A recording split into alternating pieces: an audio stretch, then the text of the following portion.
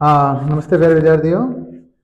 हमने पिछले वीडियो में वाच्य परिवर्तन पर लट लकार आधारित एक वीडियो बनाया था। तो वो वैसे पूरा तो हो गया था, लेकिन उसमें मुझे कुछ बताना बाकी रह गया। जो प्रत्यय आधारित लकार हम परिवर्तन करते हैं, प्रत्यय आधारित तो वाच्य परिवर्तन करते हैं, प्रत्यय पर आधारित वो कैसे करेंगे वो हम इस वीडियो के माध्यम से सीखेंगे। तो देखो, ये आपके हो ही गया था। कर्ता कर्म और क्रिया को लट लकार के अकॉर्डिंग परिवर्तन करने का नियम तो ये पिछली वीडियो में बता ही चुका हूँ कि कर्ता में हम तृतीया कर देते हैं, कर्म में प्रथमा कर देते हैं और क्रिया कर्म के अनुसार कर देते हैं, है ना। और फिर भाववाच्य में जब कर्म नहीं होता तो वहां हम क्रिया प्रथम पुरुष एकवचन की रख देते हैं। और जो क्रिया का जो रूप है वो आत्मनेपदी के अकॉर्डिंग यते यते यंते यसे यते यत्वे ये यावहे याव, इस प्रकार वो आपको पिछली वीडियो में बता दिया गया था। तो लट लकार के आधार पर वैसे इतने से आपका काम चल जाएगा 10th बोर्ड में, लेकिन फिर भी सीखने की दृष्टि से हमें उसको भी जानना जरूरी है कि प्रत्यय के आधार पर वाच्य परिवर्तन कैसे होगा, क्योंकि वो प्रत्यय भी आपके कोर्स में है। ठीक, तो हम उसको समझेंगे।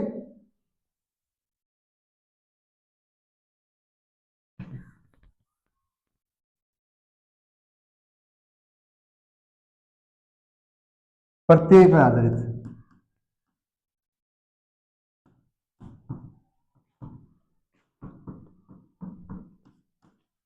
तो देखो, आपके कोर्स में एक प्रत्यय एक त और दूसरा एक तवतु। ठीक है, ये ऐसे प्रत्यय हैं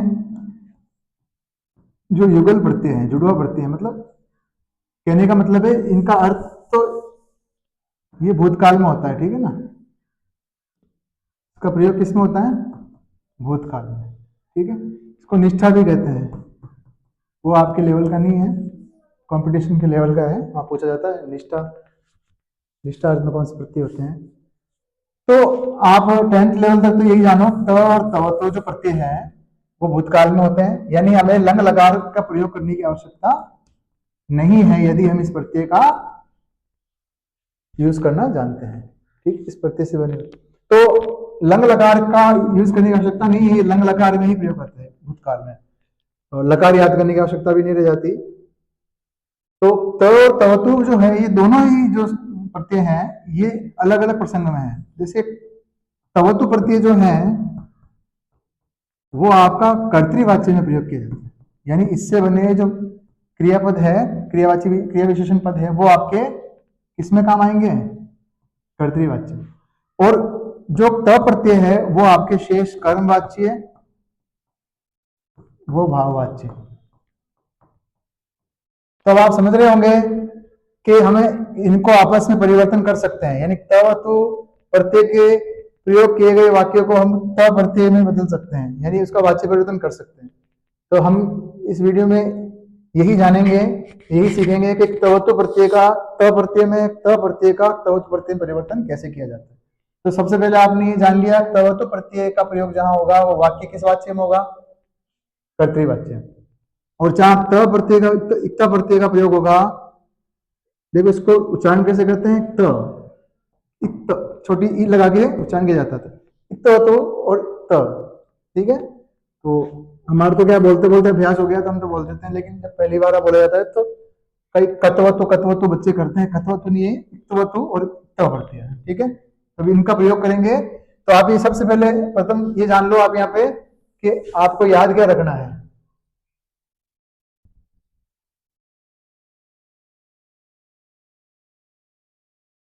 आपको याद क्या रखना है यहाँ पे, तो उसको देखेंगे आप। ये थोड़ी हवा चल रही है ना, उसको बंद कर, सेंसर है इसमें, हवा पर वर्क करता, थोड़ा सा गेट बंद करता है ना। हाँ देखिए, हम बात कर रहे थे तवतु और इक्ता प्रत्यय। ठीक है, इसमें तवत शेष रहता है और इसमें त। जब पट धातु में इसका रूप चलाते हैं तो इसका मूल पद जो बनता है वो पठित पद बनता है और इसका बनता है पठित। ठीक है, जैसे गम धातु के साथ जब ले लेते हैं तो यहां बनता है गतवत और यहां बनता है गत। ठीक है, कृ धातु के साथ जब ले लेते हैं तो यहां बन जाता है कृतवत और यहां बन जाता है कृत। तो ये तो आपने सामान्य प्रत्यय में पढ़ा है कि कैसे रूप बनते हैं और उसका प्रयोग कैसे करते हैं। तो देखो ये तो मूल पद हो गया है। क्या हो गया? मूल पद। ये सब इसके मूल पद है। अब इनको चलाएंगे हम किसमें?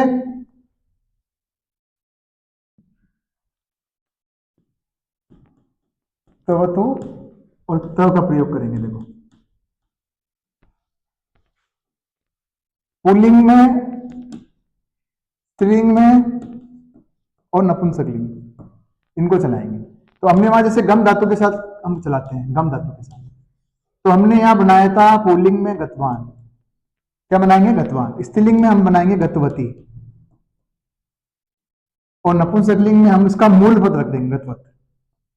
इसी तरह यहां पुल्लिंग में बनाएंगे हम गतः, यहां बनाएंगे स्त्रीलिंग में गता और यहां गतम।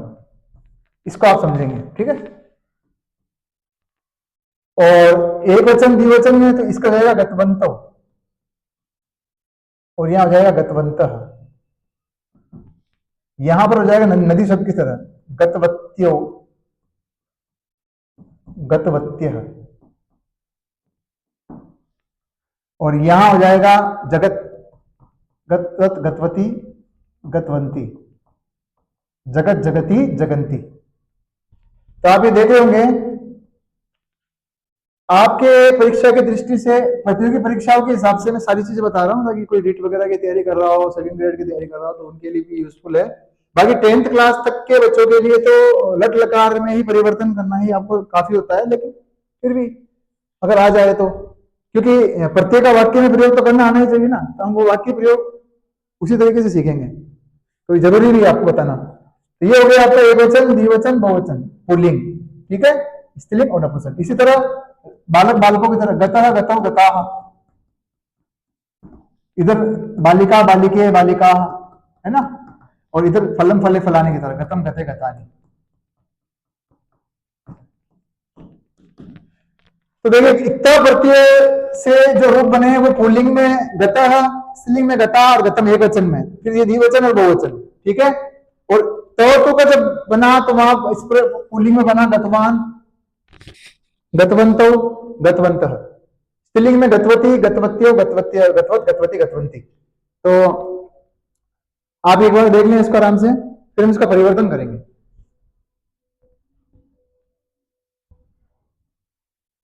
साधारणतः आपने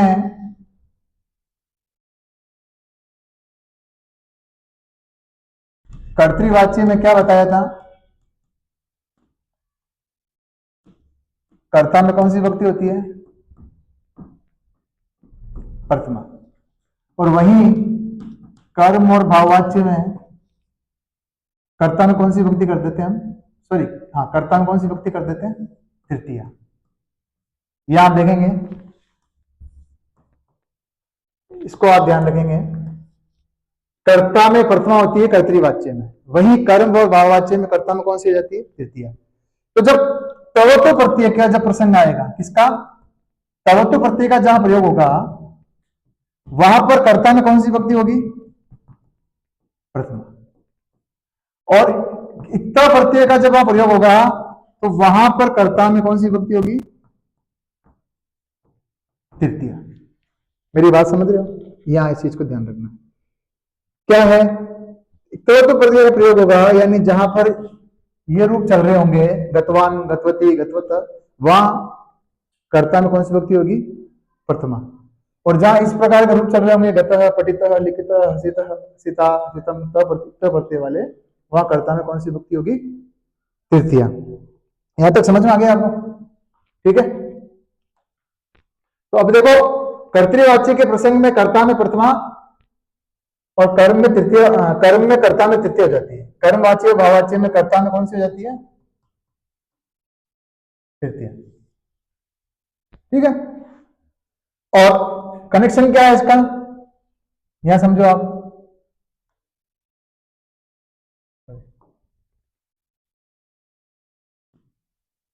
कर्तृवाच्य में कौन सा कर्ता चले, कौन सा प्रत्यय चल रहा है अपना? इक्तवतु। ठीक है सर। और कर्मवाच्य वो भाववाच्य में कौन सा चल रहा है? ओके, दोनों को समझेंगे। यहां कर्ता में कौन सी विभक्ति है? प्रथमा। और यहां कर्ता में कौन सी विभक्ति है? तृतीया। कोई दिक्कत? वाच्य परिवर्तन के सामान्य नियम है यहां पर, ठीक है। वाच्य परिवर्तन के सामान्य नियम है। वहां पर लकार के अकॉर्डिंग हम आत्मनिपति में कर रहे थे ये यहाँ लकार की जरूरत नहीं है। यहाँ पर जो क्रिया है ना, जो क्रिया तर तवत्व से बनकर जो रूप बनेगा वो क्रिया विशेषण का रोल निभाएगा। ओके, तो अब वहां पर क्या होगा कि ये जो क्रिया विशेषण बनेगा ये तो कर्ता के अकॉर्डिंग हो जाएगा, और ये जो होगा वो किसके अकॉर्डिंग हो जाएगा? कर्म के अकॉर्डिंग। किसके अकॉर्डिंग हो जाएगा? और जब कर्म नहीं होगा तो नपुंसकलिंग एक वचन होगा। मैं आपको बताता हूँ, इसको समझेंगे अच्छे से। देखो वापस समझना इसको अच्छे से, और अच्छे से समझना।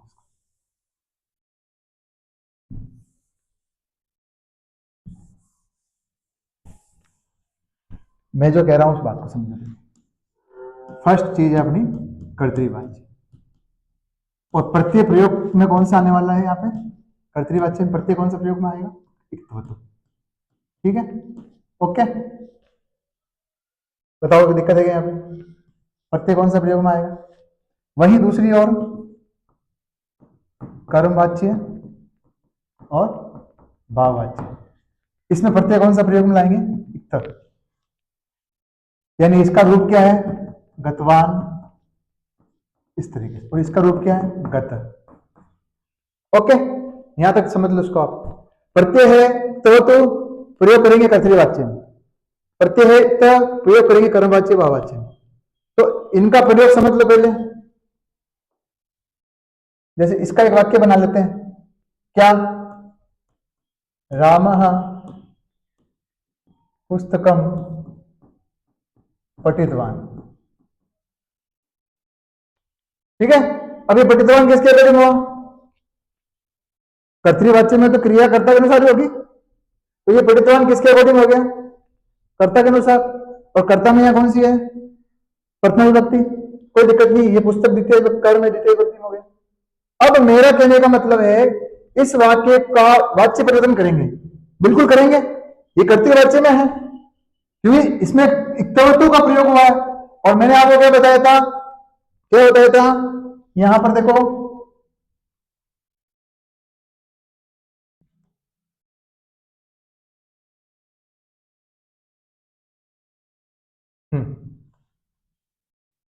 ये बताया था। देखो, इक्तवतु प्रत्यय का जो प्रयोग होगा वो कौन सा वाच्य होगा? कर्तृवाच्य। ऐसे समझो चाहे वैसे समझो, एक ही बात। कर्ता में प्रथमा लगेगी और क्रिया इसके अनुसार हो रही तो भी कर्तृवाच्य। और इक्तवतु प्रयोग का प्रत्यय का प्रयोग हुआ है तो वाक्य वैसे ही कर्तृवाच्य में। और वहां इक्ता प्रत्यय का जहां प्रयोग हुआ है वो कर्ता कर्म भाववाच्य में, और वहां कर्ता में तृतीय व्यक्ति आएगी। वाच्य परिवर्तन के जो कर्ता के जो नियम है वो समान है, उधर भी और इधर भी। क्या होता है? कर्तृवाच्य के वाक्य में कर्ता में कौन सी व्यक्ति आती है? प्रथमा। और कर्मवाच्य या भाववाच्य हो तो कर्ता में तृतीया। ये नियम तो दोनों तरफ समान रूप से चलेगा। वहां पर लकार परिवर्तन हो रहा था, आत्मनिपति में बदल के हम यह जोड़ करते ऐसे शॉर्ट ट्रिक से हम कर रहे थे। यहां पर जो प्रत्यय से युक्त जो पद होगा, क्रिया पद होगा, वो प्रभावित होगा, वो चलेगा कर्म के अनुसार। कर्म पुल्लिंग है तो पुल्लिंग, कर्म स्त्रीलिंग में है तो स्त्रीलिंग, और कर्म कर्म नपुंसकलिंग में है तो नपुंसकलिंग। एक वचन का है तो एक वचन, द्विवचन का है तो द्विवचन, बहुवचन का है तो बहुवचन। ठीक है, चलिए इसको आराम से समझो। इसको आराम से इसलिए समझना है, इसको एक बार में समझ लेना है, बार बार समझने की आवश्यकता नहीं। इसी वीडियो में आपको सब समझ में आ जाए, इसलिए मैं बार बार रुक रुक के इसको समझा रहा हूं। देखो, रामः पुस्तकम पठितवान, अब इसको बदलना है आपको, तो कुछ नहीं करेंगे। कर्ता में कौन सी विभक्ति आ जाएगी? तृतीया। पुस्तकम प्रथमा आ जाएगी, जैसा हमने पहले सीखा था। और रूप चेंज क्यों नहीं हो रहा है? क्योंकि नपुंसकलिंग पद है पुस्तकम, और पुस्तकम में प्रथमा और द्वितीय में रूप समान होते हैं, इसलिए बदलाव दिखाई देता नहीं। अगर पुल्लिंग का होता तो यहाँ चेंज हो जाता, स्त्रीलिंग का होता तो थोड़ा यहाँ चेंज हो जाता। ठीक है, तो रामेण पुस्तकम। अब मेरी बात सुनना, अब आपको प्रत्यय चेंज करना है, तब तो प्रत्यय नहीं रहेगा। क्यों? क्योंकि हमने वाच्य परिवर्तन कर दिया, अब त प्रत्यय का प्रयोग करेंगे तो यहां जाएगा त प्रत्यय क्या बनता है, प्रत्यय से पठित। अब ये जो पठित जो बनेगा वो किसके अकॉर्डिंग बनेगा? इसके लिंग विभक्ति वचन के अनुसार, लिंग और वचन के अनुसार, लिंग और वचन के अनुसार। ठीक है, पुस्तकम कौन सा लिंग है? नपुंसक लिंग। वचन कौन सा? एक वचन। तो ये क्या रहेगा? पठितम। इस तरीके से सेंटेंस, यानी समरूपता रहेगी, अधिकांश समरूपता रहेगी, अधिकांश समरूपता रहेगी, यहां ध्यान रखना। समझ रहे हो इस बात को? और देखो, जैसे अहम पत्रम लिखितवान, कौन सा वाच्य हो गया ये बताओ? कर्तृवाच्य। क्रिया अहम के अकॉर्डिंग हो गई है, हो गई ना? तो अब इसका वाच्य परिवर्तन करेंगे हम, क्या करेंगे? कौन से प्रत्यय का प्रयोग हुआ है? तवत्व का प्रत्यय का प्रयोग हुआ। कौन से प्रत्यय का प्रयोग करेंगे? इक्ता का प्रयोग करेंगे। तो कर्ता में कौन सी हो जाएगी? तृतीया। पत्रम पत्रम ही रहेगा क्योंकि ये भी नपुंसकलिंग शब्द है। प्रथमा तो हो गई इसमें। अब यहाँ पर इसका इसमें रूप क्या बनता है? क्या प्रत्यय में? लिख से लिखित। अब ये किसके अकॉर्डिंग होगा? पत्रम के अकॉर्डिंग। पत्रम का लिंग क्या है? नपुंसकलिंग। वचन क्या है? एक वचन। तो जैसा पत्रम वैसा लिखितम। तो देखो, अहम पत्रम लिखितवान का वाच्य परिवर्तन करने को आए तो क्या आएगा? मया पत्रम लिखितम। बताओ इसमें कोई दिक्कत है क्या? है ना? अब देखो, हम वाक्य पर भी टॉपिक बनाएंगे, और जब वो टॉपिक जब बनेगा तो सब कुछ अच्छे से समझ में आएगा। जिन बच्चों को साधारण वाक्य बनाना नहीं आते हैं वो यहाँ इसकी गणित तो समझ रहे हैं, समझ रहे हैं बच्चे हैं, लेकिन वाक्य कैसे बन रहे हैं वो उनके अंदर भ्रम हो रहा है। वो इसलिए हो रहा है क्योंकि आपको वाक्य अभ्यास कम है। तो उस पर एक अलग से वीडियो बनाएंगे, वो लेंदी वीडियो होगा क्योंकि उसमें बहुत तरह के वाक्य हमें बनाने होंगे वहां पे। तो उसके अलग अलग पार्ट में अपन वीडियो बनाएंगे। उसमें देखो, अहम पत्रम लिखितवान यहां हो गया तो मया पत्रम लिखितम। अब मैं आपसे एक चीज पूछ रहा हूं, यहाँ पे बताना मुझे, अगर इसी सेंटेंस को यहीं पे मैं ये कह दूं कि इसको बहुवचन में बदलो, तो बहुवचन बनाओ। अहम का बहुवचन क्या होगा? अहम, अवाम, वयम। पत्रम का बहुवचन क्या होगा? पत्रम, पत्रे, पत्राणि। और लिखितम का, लिखितवान का बहुवचन क्या हो जाएगा? लिखितवान, लिखितवंतो, लिखितवंत। पिछले वीडियो में देखो, ये देखो, ये रहा गतवान, गतवंतो, गतवंत। तो इसका बहुवचन क्या जाएगा? लिखितवान, लिखितवंतो, लिखितवान, लिखितवंतो, लिखितवंतः। क्योंकि जब कर्ता बहुवचन का होगा तो क्रिया भी तो बहुवचन की होगी। यही तो कर्तृवाच्य का नियम है। कर्ता के अनुसार तो क्रिया होती है, कर्ता के अनुसार ही तो क्रिया होती है। हाँ, वहां लकार की बात थी तो वहां कर्ता का पुरुष और वचन देखा जा रहा था। यहां पुरुष वचन देखने की आवश्यकता नहीं है। मेरी बात समझ रहे हो? क्योंकि यहां शब्दरूप बन गया ये, लिखितवान, लिखितवंतो, लिखित, मैथ शब्द की तरह, महान, महानतो, महानत, है ना? तो वयम पत्राणी लिखितवंत, ये आपको समझना है कि यहाँ अहम था तो लिखितवान हुआ, ये वयम है तो लिखितवंत होगा। इतना समझना है आपको। एक वचन था तो क्रिया एक वचन की, ये क्रिया है, क्रिया नहीं है, ये एक शब्द है। इसको हम बोलते हैं क्रिया विशेषण। क्या बोलते हैं? क्रिया विशेषण। और विशेषण एक पद होता है और पद के शब्द रूप चलते हैं, ये ध्यान रखना आप। तो अब यहाँ क्रिया वाली बात नहीं है, ये शब्द की बात है। चलो इतना गहराई से मत समझो आप, लेकिन हाँ इतना जरूर समझो कि ये आप लकार से इसको मत जोड़ना, वो लकार वाला ढंग अलग है और इसका ढंग अलग है। ये समझ में आ गया ना आपको? इस वाक्य को हमने बहुवचन कर्तृवाच्य पे कर्तृवाच्य में रखा हुआ है, लेकिन इसका बहुवचन। अब मुझे बताओ कि जैसे ये तो हो गया आपका, इसका तो काम खत्म, ठीक है, रूप बना दिया आपने बहुवचन का, और ये आपका। अब आप इसको तो प्रत्यय में बदलो, किसमें? वाच्य परिवर्तन करो, इसका वाच्य परिवर्तन कर दो। ठीक है, तो वयम है तो वयम तृतीया में बदलेंगे इसको। तो वयम का तृतीय क्या होता है? अस्माभि, अहम, अहम, वयम। वयम का इधर मया आवाभ्याम अस्माभि। बहुवचन है तो बहुवचन। ये बात पहले भी हो चुकी थी कि कर्ता का वचन प्रभावित नहीं होगा। कर्ता जिस वचन में होगा, हमें उसका जो तृतीय कर्म जो करेंगे उसका वो भी उसी वचन में करेंगे। वहां हम एक वचन में था तो मैं एक वचन किया, या वयम बहुवचन है तो अस्मा भी बहुवचन करना है। पत्राणी द्वितीय में है, प्रथमा में करेंगे, वचन प्रभावित नहीं होगा, तो पत्राणी का पत्राणी बनेगा। क्यों? क्योंकि ये रूप नपुंसकलिंग का है, और नपुंसकलिंग का होने से, रूप समानता होने से यहाँ कोई भिन्नता दिखाई नहीं देती। यानी कहने का मतलब है प्रथमा और द्वितीय के रूप समान चलते हैं। तो हमने विभक्ति तो चेंज की है, लेकिन रूप समान होने से में हम कोई अंतर नहीं कर पाएंगे। तो अस्मा भी पत्राणी। अब देखो, अब यहां पर इसका मूल शब्द क्या है? क्या प्रत्यय का लिखित। अब ये चलेगा किसके अकॉर्डिंग? पत्राणी के अकॉर्डिंग, कर्म के अनुसार चलेगा। तो कर्म वाच्य में क्रिया किसके अनुसार चलेगी? कर्म के अनुसार। और कर्तृवाच्य में क्रिया कर्ता के अनुसार। तो अब यहां पर कर्म का क्या देखेंगे? लिंग देखेंगे, कर्म का लिंग देखेंगे। अब यहां पुरुष की बात नहीं है। पुरुष पुरुष वचन, पुरुष और वचन की बात होती है जब लकार परिवर्तन करते हैं। अब यहां पर हम क्या कर रहे हैं? प्रत्यय से वाच्य परिवर्तन कर रहे हैं। तो यहां पर केवल क्या देखेंगे? लिंग देखेंगे और वचन देखेंगे, पुरुष की बात नहीं आएगी।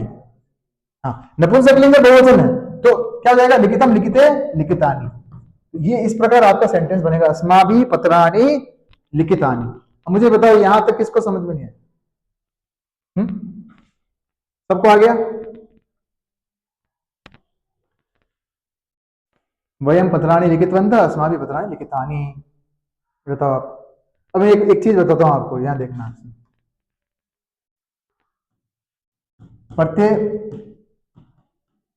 बनाने का तरीका, जैसे कोई धातु ले ली, पट है, गम है, हस है, क्री है, पा है ना, गा है, गई का जो गा बनता है। तो इसमें त प्रत्यय में जब आप इसका केवल त प्रत्यय बनाना सीख लो, वो अपने आप बन जाएगा। हसित, कृत, पा का पीत और गा का गीत। ठीक है। अब इसी के आगे आपको वत जोड़ देना है। क्या जोड़ देना है? वत, सबके आगे। तो जब आपने वत जोड़ा तो रूप किसका बन गया? तवतु का। और जब आपने वत नहीं जोड़ा, यहां तक रखा, तो रूप किसके हैं? त प्रत्यय। तो तवतु प्रत्यय के अलग से रूप याद करने की जरूरत नहीं है। त प्रत्यय के रूप समझ लो कि भाई ये बन रहा है, ऐसे बन रहा है। ठीक है, जहां जहां बदलाव आता है थोड़ा थोड़ा देख लो। और जो सामान्यतः प्रतिध्वनि क्रियापद धातु रूप है उन पर ज्यादा दृष्टि रखना चाहिए। सामान्य वाक्यों में जैसे गम, पद धातु का प्रयोग ज्यादा होता है, गम का होता है, हस का होता है, क्री का होता है, पा का होता है, गा का होता है, धाव का होता है, लिख का होता है, दृश्य दृश्य का होता है। अब जैसे दृश्य धातु है, तो अब यहाँ दृश्य धातु से इक्ता प्रत्यय क्या बनता है? तो ये थोड़ा सा ये आपको देखना पड़ेगा। यहाँ दृष्ट बनता है, क्या बनता है? दृष्ट। ये आपको थोड़ा देखना पड़ेगा। फिर यहाँ रूप चलते हैं, दृष्ट है, दृष्ट दृष्ट। और तो तुम्हें वत जोड़ दो आगे, तो दृष्टवत पुल्लिंग बन जाएगा दृष्टवान, स्त्रीलिंग में दृष्टवती, है ना। इसको आप एक बार देख लो। या ये आप थोड़े याद कर लो, एक एक पुल्लिंग के, स्त्रीलिंग के, और यही एकता प्रत्यय में पुल्लिंग के, स्त्रीलिंग के, नपुंसकलिंग। इतना सा आप थोड़ा सा याद कर लो तो आपका हो जाएगा। ठीक है, ये आपका प्रत्यय से वाच्य परिवर्तन करना। ठीक है, वापस देखते हैं एक बार।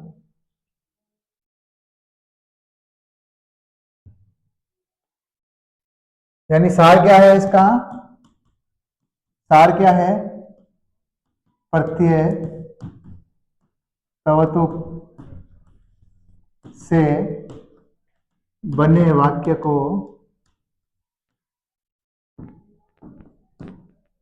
त में बदलना है।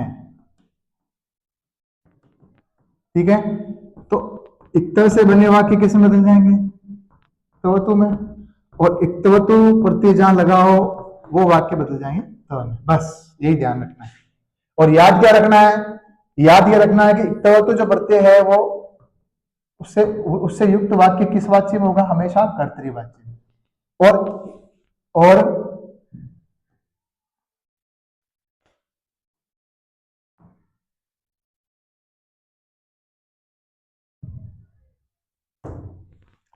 और जो इतर है, इससे जो बना वाक्य होगा वो होगा कर्मवाच्य या भाववाच्य। ये आपको याद रख लेना है। याद रखने वाली चीज है कि तो प्रत्यय का प्रयोग जहां वाक्य में हुआ है वो वाक्य कर्तृवाच्य में, और तो प्रत्यय का जब प्रयोग हुआ वो वाक्य कर्मवाच्य में। अच्छा, वाच्य की स्थिति, कर्तृवाच्य में कर्ता में कौन सी विभक्ति आती है? प्रथमा। वही कर्मवाच्य और भाववाच्य में कर्ता में कौन सी हो जाएगी? तृतीया। तो आप कहीं से भी देख सकते हो, आगे से पीछे से, कहीं से भी कर्ता में तृतीया दिख रही है तो निश्चित रूप से वहां तो प्रत्यय का प्रयोग होगा इस प्रसंग में, और कर्ता में प्रथमा है तो वहां तो प्रत्यय का ही प्रयोग होगा, है ना। और इतनी कोई डिफिकल्टी भी नहीं है पहचान करने में, क्योंकि सीखने के बाद तो हम कर ही पाते हैं। तो ये चीजें याद रखनी है और आपस में परिवर्तित कर देना है, और जो नियम शेष है लकार जो लकार वाच्य परिवर्तन के वो लग जाएंगे। कर्ता में तृतीया, कर्म में प्रथमा, और क्रिया फिर कर्म के अनुसार सामान्य है।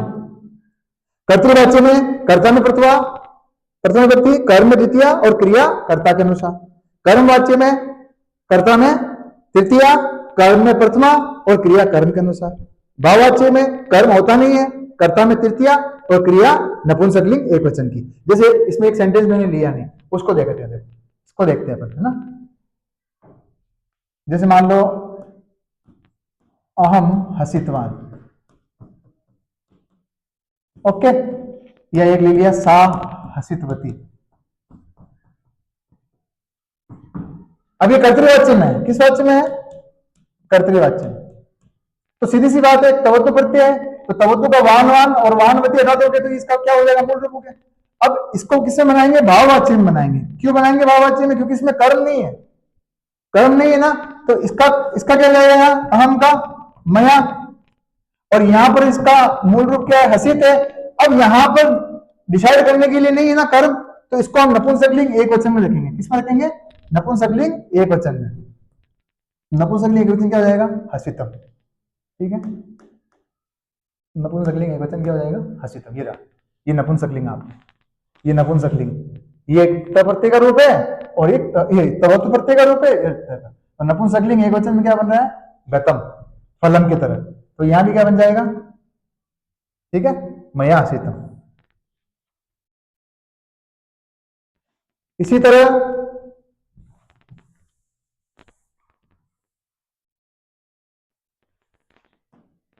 सा हसितवती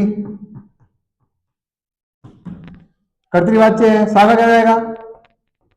सा तेता ताम तेता तया ताभ्याम ताभी, तो सा का तया हो गया, तो तया तो बना दिया आपने बात। अब इसका ये हिस्सा डालो तो अपना प्रत्यय का रूप हो जाएगा। अब इस कर्म नहीं है तो बस नपुंसकलिंग क्या बनता? हसितम एक वचन में, ये सिंपल। और यहां से जब ये दिया हुआ हो, वाच्य परिवर्तन करना हो तो दिया हुआ है तो आगे वत, आगे क्या करना है? वत जोड़ना है, पुल्लिंग के अकॉर्डिंग करना है। अब यहाँ पर ये देखो, ये क्या है? तृतीया है, तो इसका सा है, और सा स्त्रीलिंग में है तो हसितवती हो गया आराम से। नहीं, आपको मेन नियम याद रखने के बाद भी आपको ये चीज याद रखनी पड़ेगी, ये वाली जो हमने स्टार्ट में लिखी थी। ये पुल्लिंग है, ये स्त्रीलिंग है, और ये इसके नपुंसकलिंग है। ये एक वचन है, ये द्विवचन है, और ये बहुवचन है। ठीक है, ऐसे इसके रूप चलेंगे, बस ये याद रखना आपको। वहां पर देखो सा था, तो यहां सा था तो क्या आएगा? गतवती। अगर हंस रही है तो हसितवती, लिख रही है तो लिखितवती। ओके, अब सा का बहुवचन ता है तो वहां हसितवत्य, गतवत्य, लिखितवत्य, वो भी चलेगा। तो इतना लेवल आएगा नहीं, यहाँ पे एक वचन का ध्यान रखना, ये इसका थोड़ा ध्यान रखना, ये इन दोनों का और एक इसका, यहां भी इन दोनों का और एक इसका। और जो प्रतियोगी परीक्षा की तैयारी कर रहे हैं, रीट वगैरह, इनको तो सारी चीजें ध्यान रखनी पड़ेगी।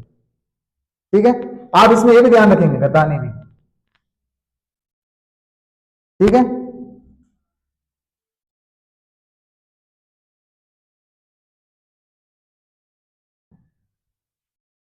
चलिए, आई होप समझ में आया होगा आपको अच्छे से। ठीक है, देखना इसको वीडियो को। Thank you.